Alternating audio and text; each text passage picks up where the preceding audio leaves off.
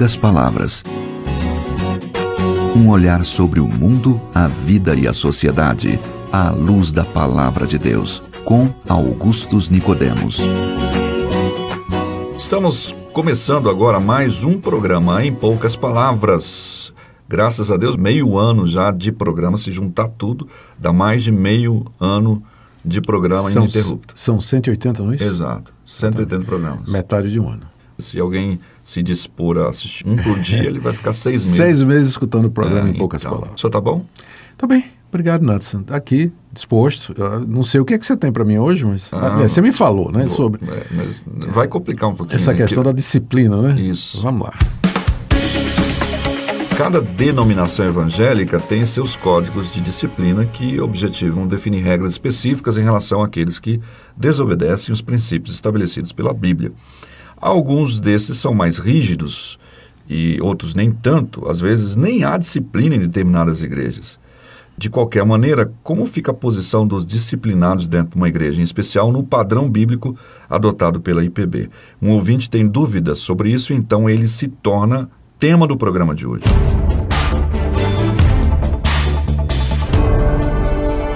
O ouvinte, então, é o Jaime Humberto. Ele escreve: Olá, graça e paz, é um prazer estar escrevendo para o programa. Em poucas palavras, pedir que me esclareça uma dúvida quanto à situação das pessoas em disciplina na igreja. Podem fazer oração em público, tomar santa ceia, participar das atividades da igreja, opinar sobre assuntos bíblicos, e ele faz aqui uma alusão ao texto de 1 Coríntios 5,11, que fala dessa relação entre o irmão genuinamente convertido e outro irmão que esteja vivendo uma vida errada, fora dos padrões bíblicos. Certo. Essa é a questão dele aí. Vamos começar, Natson, lembrando que a disciplina dentro da teologia reformada, que é a teologia que é adotada pela Igreja Presbiteriana do Brasil, é uma das marcas da verdadeira igreja. Exato. As 3 marcas são a pregação genuína da palavra de Deus, a administração correta dos sacramentos, o batismo e a ceia, e o exercício da disciplina. A disciplina é uma medida que a igreja toma para ajudar os membros faltosos a corrigirem os seus caminhos e voltarem aos caminhos de Deus. A disciplina é necessária para manter a pureza da igreja, para ajudar essas pessoas a se reconciliar com Deus, para proteger a honra da igreja, né? Bom testemunho. Dar o bom testemunho e também o nome de Jesus Cristo, o nome do Evangelho. Então, as igrejas precisam demonstrar ao público, né, que elas não concordam com o comportamento de membros que são adúlteros, imorais, desonestos, violentos, maldizentes, e a forma da igreja demonstrar isso para o público é exatamente disciplinando esses membros, né, corrigindo esses membros para que fique evidente que o erro que eles cometeram é por iniciativa deles e não é encorajado pela igreja, muito menos aceito por ela. Então, a disciplina é importante e é uma das marcas da verdadeira igreja, dizendo ou significando que se uma igreja não exerce a disciplina sobre os seus membros, ela é considerada uma igreja menos pura e algumas vezes nem igreja, não é? Porque leniente com demais, né? Permitindo que os membros vivam de qualquer maneira e tomem determinadas decisões e adotem determinados comportamentos contrários à palavra de Deus, e não há da parte da igreja nenhuma manifestação, né? Isso, às vezes alguma igreja pode, por causa de uma pessoa influente na igreja, a pessoa faz uma coisa errada, mas vamos disciplinar não, senão ele vai embora e tal, né? Existe muito isso, de poupar pessoas que de alguma forma têm alguma influência na igreja, ou financeira, né? Ou mesmo influência pessoal sobre os destinos e as escolhas da igreja. Bom, a disciplina, ela foi instituída pelo próprio Senhor Jesus. E o rito da disciplina está estabelecido por ele lá em Mateus capítulo 18. Num primeiro passo, ele diz: se o teu irmão pecar contra ti, vai arguí-lo entre ti e ele só. Ou seja, o primeiro passo num processo disciplinar é a pessoa que perceber a falta do irmão ir arguí-lo pessoalmente. Vamos imaginar, você tomou conhecimento de que um irmão da igreja, um membro da igreja, ele incorreu numa falta, ele quebrou um mandamento. Ele contou uma mentira, ou ele cometeu uma imoralidade, ele foi desonesto, enfim, qualquer um daqueles pecados que a palavra de Deus tão claramente denunciam. Então, o primeiro passo não é falar mal dele, nem já ir entregar aquela pessoa às autoridades da igreja, nada. O primeiro passo é você ir lá conversar com a pessoa, né? Tipo assim, de fato você fez isso, você disse isso, é isso seu comportamento, tal, e procurar ganhar o irmão. Se ele se arrepender ali, se o irmão faltoso reconhecer o seu erro e o erro não tiver consequências outras, então o assunto está morto, né? O assunto acabou, resolvido, né? A pessoa se arrependeu e tal. Mas e se ela não se arrepender, Jesus continua, nós devemos levar 2 ou 3 testemunhas para que, pela palavra dessas testemunhas, toda a verdade seja estabelecida. O segundo passo é formar um comitê, não é?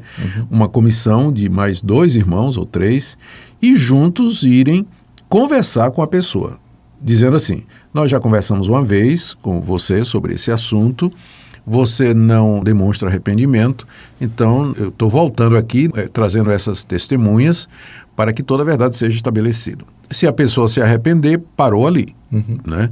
Mais uma vez, caso não haja consequências do erro que ela cometeu. E se a pessoa não se arrepender, está na hora de levar o assunto à igreja, como diz o próprio Jesus, não é? Se ele não te ouvir, leva à igreja. E se ele não ouvir a igreja, considera-o como gentil e publicano. Sim. Se ele for então confrontado pelas autoridades eclesiásticas e ele não se arrepender do seu pecado, então ele entra nesse processo disciplinar, que termina, se não houver arrependimento nem mudança de vida, com a exclusão dele da igreja. Ele passa a ser tratado como um descrente, como um gentil e como um publicano. Tá? Então, o processo para se exercer a disciplina é esse aí. Note que o objetivo da disciplina não é punir o cidadão, mas é recuperá-lo, é dar a ele a oportunidade de defesa, dar a ele a oportunidade de arrependimento, para que ele retorne aos caminhos do Senhor. A disciplina não é motivo ou não é uma ferramenta de exercício de vingança pessoal ou de manipulação. Castigo, manipulação, mas o alvo é a restauração do indivíduo. Enquanto houver essa possibilidade, a disciplina deverá ser usada com esse objetivo. A pergunta, Nath, é como é que isso acontece dentro da IPB? Né? Ele pergunta como é que fica essa situação. Um disciplinado pode orar em público, tomar ceia, participar das atividades, opinar, enfim. Isso. Então, aqui nós vamos entrar vamos entrar agora nos detalhes, né, de como isso funciona dentro da Igreja Presbiteriana do Brasil. Lembrando que esse processo disciplinar, ele varia no processo, né, nos passos a serem tomados nas diferentes denominações. Há denominações em que a disciplina, por exemplo, é feita pelo pastor. O pastor é quem faz essa parte final, né, de excluir a pessoa da igreja. Mas na Igreja Presbiteriana do Brasil, o processo disciplinar é feito pelo conselho da igreja. Isso. E a pessoa que está sendo acusada, né, ou contra quem se colocou uma queixa, ela tem o direito de comparecer ao conselho da igreja, apresentar a sua defesa, os seus argumentos. Enfim, ela tem amplo direito de defesa garantido no sistema da Igreja Presbiteriana do Brasil. Desmentir se for uma acusação falsa. Desmentir. É isso também, que às vezes acontece, né? A pessoa está sendo falsamente acusada. Bom, a disciplina da Igreja Presbiteriana do Brasil, ela prevê 3 situações. Em caso de um irmão faltoso. O primeiro, uma repreensão oral ou verbal. Não é a mesma coisa, né? Oral ou escrita, né? Ou seja, o conselho acha que o caso não é de tanta gravidade que não possa ser resolvido com uma admoestação oral. Então essa pessoa é convocada ao conselho, se defende, o conselho entende que de fato ela é culpada e ali então ela é repreendida no âmbito do conselho pelo pastor da igreja ou por alguém designado pelo conselho. A pessoa é repreendida quanto ao seu comportamento e exortada a mudar de vida, advertida contra as consequências disso e encorajada a andar em santidade nos caminhos de Deus. Então, existe esse primeiro nível, né? O segundo nível é quando o conselho da igreja entende que a pessoa não vai se corrigir apenas com uma admoestação verbal. E para o bem dela, a pessoa não demonstra arrependimento verdadeiro, nem reconhecimento da sua falta. Então, para o bem dessa pessoa, o conselho pode suspendê-la dos seus privilégios. Se ela for um líder tirá-la da liderança da igreja. Se for uma pessoa que participa no coral ou no grupo de louvor da igreja, tirá-la dessas participações e suspender a participação dela na Santa Ceia, usando como base 1 Coríntios 5, que o nosso ouvinte aí, inclusive, mencionou, né, dizendo que nós não devíamos comer com essa pessoa. E a comida aí não é simplesmente levar em casa para almoçar, mas a referência é a ceia do Senhor. Então, ele pode ser suspenso da ceia do Senhor e de todos os privilégios e responsabilidades que ele tem na liderança da igreja, no exercício de alguma função. Então, se for esse o caso, ela não vai poder se engajar nessas atividades que ela fazia antes, não é? Porque ela foi suspensa. A última medida, e a mais extrema, e que só é aplicada quando essas anteriores não funcionam, é excluir a pessoa. E ela, então, não é mais considerada como membro da igreja e também não é mais considerada como crente em Jesus Cristo, né? Como Jesus disse, nós temos que considerá-la como gentil e publicano. Dependendo da igreja onde essa disciplina é exercida, haverá proibição de orar em público, proibição de participar de assembleias, de fazer questionamentos, né? Vai depender do sistema onde a pessoa está inserida. Na Igreja Presbiteriana do Brasil, uma pessoa que está suspensa da Santa Ceia, ela ainda continua membro. E como tal, ela teria direito a participar de uma assembleia, dar a opinião dela e votar, né? Porque a suspensão é da ceia e do exercício da liderança, mas não ainda da membresia. Sim. Então ela continua com os direitos de membro preservados, né? Mas em outras igrejas, o pastor ou o conselho, a junta, a diretoria acha por bem suspender de tudo, né? Então, não pode falar nada.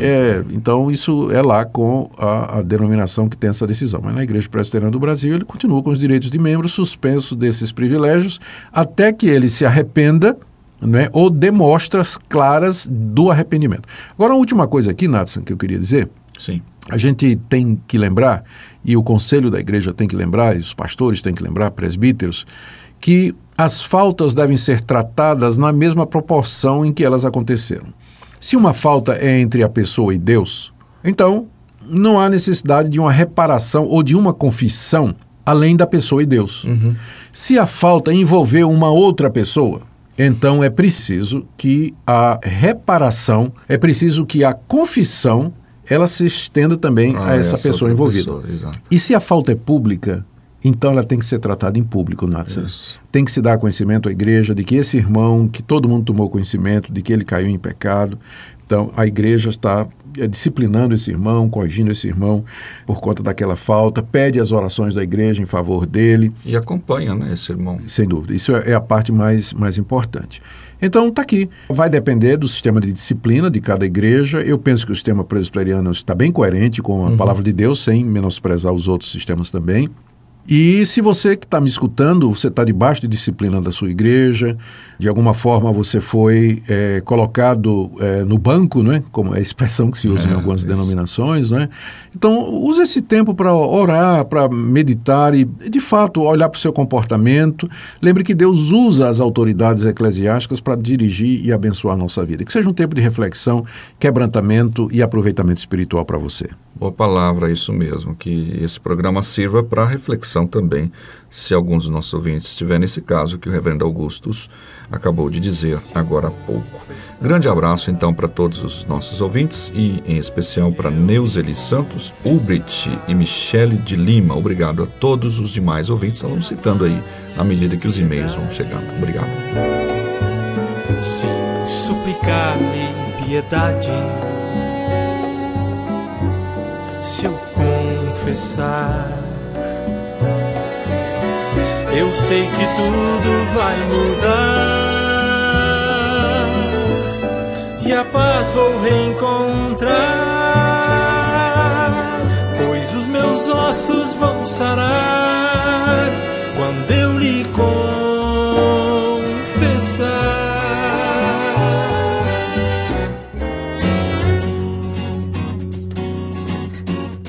Poucas palavras.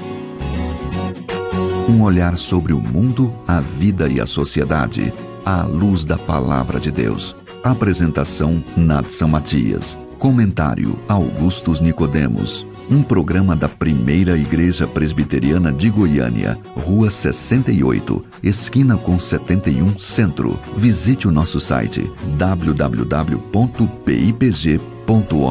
Apoio Seminário Presbiteriano Brasil Central, Goiânia.